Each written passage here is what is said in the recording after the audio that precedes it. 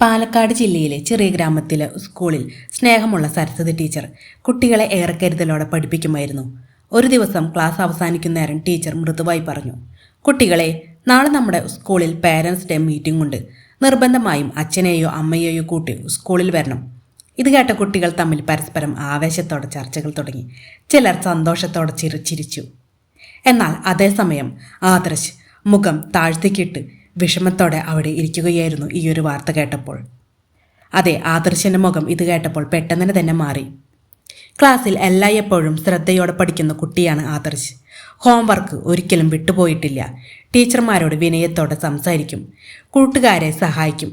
സ്കൂളിൽ എല്ലാവരുടെയും പ്രിയപ്പെട്ട കുട്ടി. എപ്പോഴും പുഞ്ചിരിയോടെ ഇരിക്കുന്ന ആ മുഖം. ടീച്ചർ നാളെ പേരൻസ് മീറ്റിംഗ് ഉണ്ട്, നിർബന്ധമായും അച്ഛനെയോ അമ്മയെയോ കൂട്ടി വരണമെന്ന് പറഞ്ഞ നിമിഷം ആദർശിൻ്റെ മുഖം മാറിപ്പോയി. അവൻ്റെ കണ്ണുകൾ പതുക്കെ നിറഞ്ഞു. അവൻ തല താഴ്ത്തി ആരും കാണാതിരിക്കാൻ പുസ്തകം തുറന്ന് നോക്കുവാൻ തുടങ്ങി. ക്ലാസ്സിൽ മറ്റു കുട്ടികൾ ആവേശത്തോടെ ചർച്ചകൾ തുടർന്നു.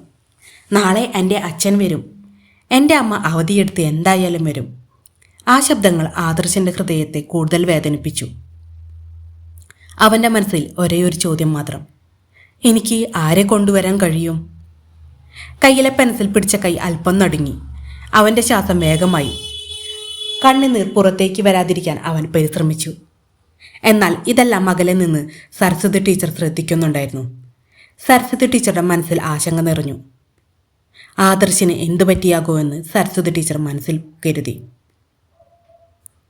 ക്ലാസ് അവസാനിക്കുമ്പോഴും ആദർശ് സാധാരണ പോലെ ചിരിച്ചില്ല. മിണ്ടാതെ അവിടെയിരുന്ന് അവൻ്റെ ബാഗ് എടുത്തു. അതേസമയം സരസ്വതി ടീച്ചർ അവനോട് പറഞ്ഞു, ആദർശ്, നിന്റെ വാൻ പുറത്ത് വന്നിട്ടുണ്ട്, നിനക്ക് പോകുവാനുള്ളത്. ഇത് കേട്ട ഉടനെ തന്നെ ആദർശ് പെട്ടെന്ന് ടീച്ചറുടെ അടുത്തേക്ക് ഓടി. ആദർശ് സരസ്വതി ടീച്ചറെ ശക്തമായി ചേർത്ത് പിടിച്ചു. അടുത്ത നിമിഷം തന്നെ അവൻ പൊട്ടിക്കരഞ്ഞു. ടീച്ചർ, എനിക്കൊരച്ഛനും അമ്മയും ഉണ്ടായിരുന്നുവെങ്കിൽ. ആ വാക്കുകൾ കേട്ട് ടീച്ചറുടെ ഹൃദയം ഒരു നിമിഷം തകർന്നു. അതെ, കുറച്ച് വർഷങ്ങൾക്ക് മുൻപുണ്ടായ ഒരു വാഹനാപകടത്തിൽ ആദർശിൻ്റെ അച്ഛനും അമ്മയും മരിച്ചുപോയിരുന്നു. അവന് ഏറ്റെടുത്തത് കരുണ ആശ്രമം എന്ന അനാഥാലയമാണ്. അവിടെ ഏകദേശം 100 കണക്കിന് കുട്ടികളുണ്ട്. അവരിൽ ഒരാൾ മാത്രമാണ് ആദർശ്. അവിടുത്തെ രാമൻ മാസ്റ്റർ കുട്ടികളെ പഠിപ്പിക്കുകയും നോക്കുകയും ചെയ്യുന്നു. എല്ലാവർക്കും ഒരേപോലെ സ്നേഹം നൽകാൻ ശ്രമിച്ചുവാലും ആ കുഞ്ഞിന് സ്വന്തം അമ്മയുടെയോ അച്ഛൻ്റെയോ സ്പർശം അത്ര എളുപ്പം പകരം വയ്ക്കാൻ പറ്റുമായിരുന്നില്ല. പേരൻസ് മീറ്റിംഗ് എന്ന സാധാരണ പ്രഖ്യാപനം പോലും ആദർശൻ്റെ ഉള്ളിൽ വലിയ ശൂന്യത തുറന്നു കാട്ടി. സരസ്വതി ടീച്ചർ അവൻ്റെ തലയിൽ കൈവച്ചു കണ്ണുനീർ തുടച്ചു പറഞ്ഞു, മോനെ, നിന്റെ അച്ഛനും അമ്മയും ഇല്ലെന്ന് നീ ഒരിക്കലും കരുതരുത്. ഞാനുണ്ട് നിന്റെ ഒപ്പം. ആശ്രമത്തിലെ രാമൻ മാസ്റ്ററില്ലേ, നിന്നെ ഒരുപാട് സ്നേഹിക്കുന്ന ഒട്ടേറെ ടീച്ചർമാരില്ലേ, രാമൻ മാസ്റ്റർ എല്ലാ പ്രാവശ്യവും മീറ്റിങ്ങിന് വരുവാറില്ലേ. നാളെയും രാമൻ മാസ്റ്റർ വരും, നീ വിഷമിക്കരുത്. ആദർശിൻ്റെ കണ്ണുകൾ ടീച്ചർ തുടച്ചു. പക്ഷേ അവൻ്റെ ഹൃദയത്തിലുള്ള ആ ചെറിയ വേദന ഒരിക്കലും മാറുമായിരുന്നില്ല. അതെ, അവൻ കരച്ചിലൊന്ന് മാറ്റിയതിനു ശേഷം ആദർശ് പതുക്കെ തൻ്റെ ബാഗ് തുറന്നു. അതിനുള്ളിൽ സൂക്ഷിച്ചിരുന്ന ഒരു പഴയ ബുക്ക് എടുത്തു. ടീച്ചർ, ഇത് നോക്കൂ. സരസ്വതി ടീച്ചർ അത്ഭുതത്തോടെ ബുക്ക് തുറന്നു. അതിൻ്റെ ഓരോ പേജിലും പത്രത്തിൽ നിന്ന് വെട്ടിയെടുത്ത ഒരു വ്യക്തിയുടെ ചിത്രങ്ങൾ വളരെ ശ്രദ്ധയോടെ പൊന്നുപോലെ ഒട്ടിച്ചു വയ്ക്കുന്നു. ഓരോ കോണും ചുരുണ്ടിട്ടില്ല. ഓരോ ചിത്രത്തിനും താഴെ തീയതിയും പോലെ ഓരോ നല്ല വൃത്തിയിലും അവൻ ആ വ്യക്തിയുടെ ഫോട്ടോ ഒട്ടിച്ചിട്ടുണ്ട്. അതെ, ആ വ്യക്തി ഇന്ത്യയിൽ തന്നെ എല്ലാവരും ബഹുമാനിക്കുന്ന കോടീശ്വരനായ വ്യവസായി GK പ്രസാദ്, കോടിക്കണക്കിന് ബിസിനസ്സുകളുടെ ഉടമ, ഇന്ത്യയിൽ അറിയപ്പെടുന്ന വലിയ വ്യക്തിത്വം, ആദർശിൻ്റെ റോൾ മോഡൽ. ആദർശിൻ്റെ കണ്ണുകളിൽ ഒരു പ്രകാശം തെളിഞ്ഞു.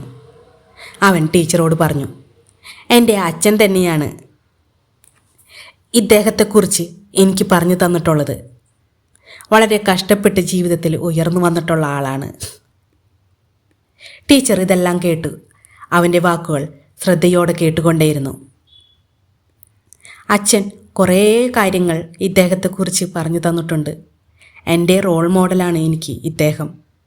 അച്ഛനും അമ്മയും പോയതിനു ശേഷം ഇദ്ദേഹത്തെക്കുറിച്ച് ഓർമ്മകൾ മാത്രമായിരുന്നു എനിക്ക് ബാക്കി. അതുകൊണ്ട് പത്രത്തിൽ എന്നും ഇദ്ദേഹത്തിൻ്റെ ഫോട്ടോ വന്നാൽ ഞാൻ വെട്ടി എൻ്റെ ഈ പുസ്തകത്തിൽ ഒട്ടിക്കും.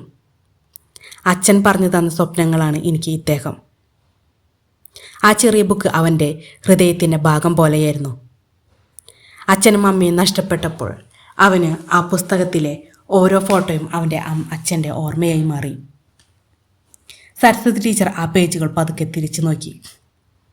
ആദർശൻ്റെ ഉള്ളിൽ ആ മനുഷ്യൻ എത്രയോ വലുതാണെന്ന് സരസ്വതി ടീച്ചർക്ക് മനസ്സിലായി. ആദർശ് പിന്നെയും തുടർന്നു. എൻ്റെ അച്ഛൻ്റെ പോലെയാണ് ഞാൻ ഇദ്ദേഹത്തെയും കാണുന്നത്. ആദർശ് പറഞ്ഞ ആ വാക്കുകൾ സരസ്വതി ടീച്ചർ ഹൃദയത്തിൽ ആഴത്തിൽ തട്ടി. സരസ്വതി ടീച്ചറെ കണ്ണുകൾ പതുക്കെ നിറഞ്ഞൊഴുകി. ആ കുഞ്ഞി തൻ്റെ അച്ഛനെ പോലെ കാണുന്ന ഒരാൾ പത്രത്തിൽ ചിത്രത്തിൽ മാത്രം ചേർത്ത് പിടിച്ച് ജീവിക്കേണ്ട ഒരവസ്ഥ വന്നല്ലോ. ഇതൊരധ്യാപികയായ സരസ്വതി ടീച്ചർക്ക് സഹിക്കുവാനായില്ല. ആദർശ് പതുക്കെ ബുക്ക് ബാഗിൽ വെച്ചു.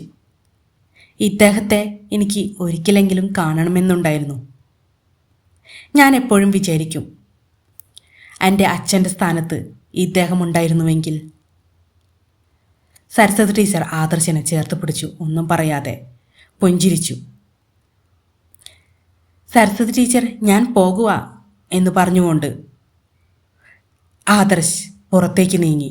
സ്കൂൾ വാൻ പുറത്തിൽ ഹോൺ മുഴക്കി. ആദർശ് തിരിഞ്ഞു ഒരു നിമിഷം ടീച്ചറെ നോക്കി. ആ നോട്ടത്തിൽ നന്ദിയും വേദനയും സ്വപ്നവും എല്ലാം ഉണ്ടായിരുന്നു. അവൻ വാനിൽ കയറിയിരുന്നു. വാൻ പതുക്കെ സ്കൂൾ കവാടം കടന്നു. സരസ്വതി ടീച്ചർ അവിടെ അങ്ങനെ തന്നെ നിന്നു. സരസ്വതി ടീച്ചർക്ക് മനസ്സിലായി, ആദർശ് അവൻ്റെ മനസ്സിൽ സാധാരണ സ്വപ്നമല്ല, അവൻ്റെ ഉള്ളിൽ വലിയൊരു സ്വപ്നമുണ്ട്. അച്ഛൻ്റെ പോലെ തന്നെ കാണുന്ന ആ വ്യക്തി അവനെ ഒരിക്കലെങ്കിലും കാണിക്കണമെന്നുണ്ട്. എന്നാൽ വീട്ടിലെത്തിയ സരസ്വതി ടീച്ചർ പതിവ് പോലെ ശാന്തയായിരുന്നില്ല. അടുക്കളയിൽ ജോലി ചെയ്യുമ്പോഴും ചായ കുടിക്കുമ്പോഴും സരസ്വതി ടീച്ചറുടെ മനസ്സിൽ മുഴങ്ങിയത് ആ ശബ്ദമായിരുന്നു. അതെ, ആദർശിന് അച്ഛനും അമ്മയുമില്ല. ഇനി അവന് വേണ്ടി എന്തെങ്കിലും ഒരു കാര്യം ചെയ്യണം. എന്നാൽ ഭർത്താവ് മാധവൻ നായർ ഇതെല്ലാം ശ്രദ്ധിച്ചു. സരസ്വതി ടീച്ചറോട് വിവരം തിരക്കി.